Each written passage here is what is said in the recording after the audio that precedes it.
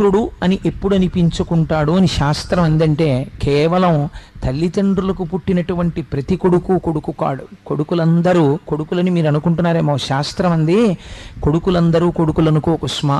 కొడుకులు 5 రకాలుగా ఉంటారు. కొడుకు పుట్టినప్పుడు మొట్టమొదటి పుట్టినటువంటి కొడుకు రుణపుత్రుడు. ఒక్కొక్కడు గత జన్మలలో మనం వాడి దగ్గర రుణం ఉండిపోతాం, లేదా వాడు మనకి రుణం ఉండిపోతాడు. ఏదో ఉండిపోయింది, వాడి మనకి తీర్చవలసింది, వీడి శరీరం వెళ్ళిపోయింది, వాడు రుణం తీర్చుకోవడానికి వస్తాడు. వచ్చి కొంతకాలం చాలా మంచిగా తండ్రిని సేవించి తండ్రి అడుగుజాడలలో నడుస్తూ ఉంటాడు. ఉండి అకస్మాత్తుగా శరీరాన్ని వదిలిపెట్టేస్తాడు.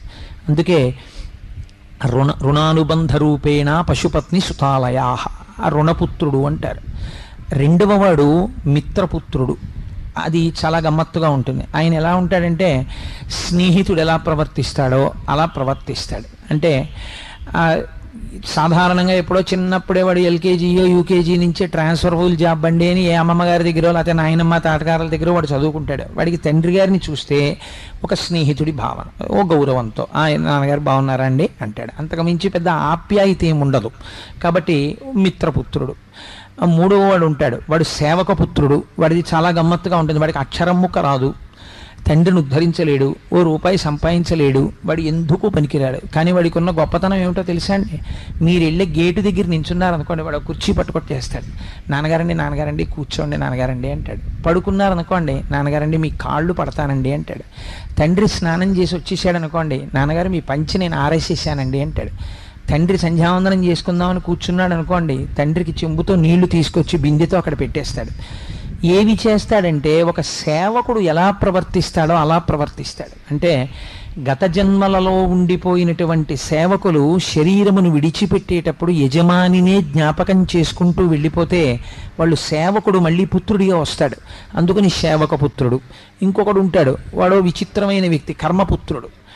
వాడు ఎందుకు పనికి వస్తాడంటే, చిన్నప్పటి నుంచి ఎక్కడో హాస్టల్లో ఉంటాడు, అలాగే పెరుగుతాడు. ఆ తర్వాత ఇంజనీరింగ్, ఆ తర్వాత పీజీ, ఆ తర్వాత ఉద్యోగం వచ్చేస్తుంది. వాడు ఎక్కడో చదువుకుంటుంటాడు, వాడు ఎక్కడో ఉద్యోగం చేసుకుంటాడు, వాడి అకౌంట్ వాడే వేసుకుంటాడు. వాడు ఒక రోజున వచ్చి దండం పెడతాడు, నాన్నగారండి మీ కోడల్ని తీసుకొచ్చాను ఆయుష్మాన్ భవ అంటాడు తండ్రి. వాడు వెళ్ళిపోతాడు.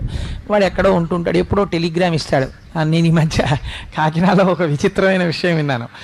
నా స్నేహితుడు పేరు ఎందుకు లేని చెప్పడం, ఆయన వాళ్ళ అబ్బాయిని చూడడానికి వెళ్తే మనవడితో కూడా ఉన్నాడు వాళ్ళ అబ్బాయి. ఆయన చూసి వచ్చి, ఏం ఆశ్చర్యం కోటేశ్వరారు, నాకు మనవాడు కూడా పుట్టిసేయండి, మా అబ్బాయి చెప్పనే లేదు నాకు అన్నాడు. ఒక్కొక్క కొడుకు అలా ఉంటాడు. కాబట్టి వాడు ఎప్పుడు వస్తాడంటే, ఈ తండ్రి శరీరం పడిపోయిన తర్వాత వాడికి టెలిగ్రామ్ ఇస్తారు. వాడు ఎక్కడో అమెరికాలోనో రష్యాలోనో ఎక్కడో ఉంటాడు. వాడు పుట్టినందుకు ఈయనకి ప్రారంధం ఏమిటంటే, ఓ 48 గంటల ఐస్ పెట్లో ఉంటాడు ఆయన.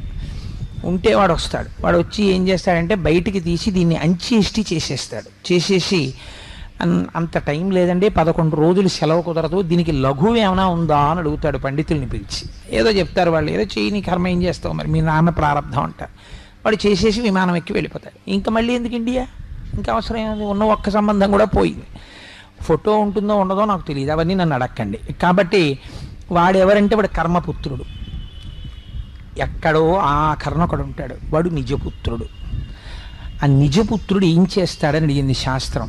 వాడు ఏ పని చేసినా తండ్రి వైభవాన్ని దృష్టిలో పెట్టుకుంటాడు. ఈ పని నేను చేస్తే మా నాన్నగారి కీర్తి ప్రతిష్టలు ఏమవుతాయి అని ఆలోచిస్తాడు. ఆలోచించి తండ్రి కీర్తి ప్రతిష్టలను నిలబెట్టేటటువంటి వాడై, తండ్రి యొక్క మన్ననను పొంది, తండ్రిని సుఖపెట్టి, తండ్రిని సంతోషపెట్టి, తండ్రి మనస్సు ఆనందించేటట్టుగా ఉండి, తండ్రితో కలిసి జీవితాంతం ఉంటాడు. తండ్రి అందుకే ఐశ్వర్యాలకు ఐశ్వర్యం కొడుకుతో కలిసి ఉండడం. తండ్రి పక్కన పడుకుంటాడు.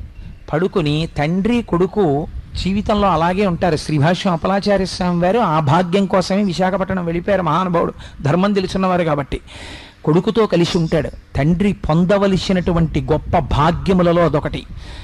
కొడుకుతో కలిసి ఉంటాడు. చిట్ట చివర ప్రాణోత్క్రమణం అయిపోతున్నప్పుడు, నాన్నగారండి అని దగ్గరికి వచ్చి తన తొడ మీద తండ్రి శిరస్సు పెట్టుకుని ఆ తులసి తీర్థాన్ని తండ్రి నోట్లో పోస్తూ తండ్రికి అంత్యేష్టి సంస్కారం చేసి 11 రోజుల అశౌచాన్ని పాటించి తాను ఉన్నన్నాళ్ళు తన కొడుకుల చేత కూడా తండ్రికి శ్రాద్ధం పెట్టించి తండ్రి యందు పరమ గౌరవంతో మాట్లాడతాడు.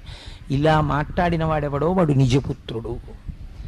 అలా అందరికీ కొడుకుంటాడా అంటే అలా ఉండడు. శాస్త్రం అంది కొంచెం ఆలోచించుకో, నీ కొడుకు ఏ కేటగిరీలో పడుతున్నాడో నువ్వు ఆలోచించు.